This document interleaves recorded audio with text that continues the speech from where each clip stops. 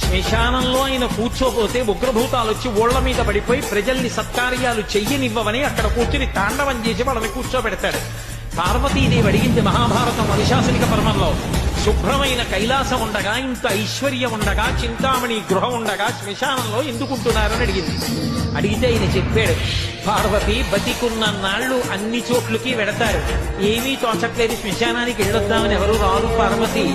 నేనంతవాణ్ణంటాడు, పొడుగ్గా ఉన్నానంటాడు, తెల్లగా ఉన్నానంటాడు, పండితుడంటాడు, పద్యాలు నాకు నోటికొచ్చంటాడు, ఉపన్యాసం చెప్పగలనంటాడు, నాకు పాటలు వచ్చంటాడు, నేను నాట్యం చేస్తానంటాడు, నేను అధికారినంటాడు, నా దగ్గర డబ్బు ఉందంటాడు, నేను పాట పాడగలనంటాడు. ఇన్ని ఉన్నాయనుకున్న వాడిలోంచి ఊపిరి బయటికి వెళ్ళిపోయిన తరువాత వాడిని తీసుకెళ్లి 4 కొత్త కర్రల మీద పడుకోబెట్టి చాప చుట్టి తాడు కట్టి పైన నూలు బట్ట కప్పి తీసుకొచ్చి అన్నీ తీసేసి కర్రల మీద పడుకోబెట్టి కాల్చేస్తుంటే జీవుడు లేచి నిలబడి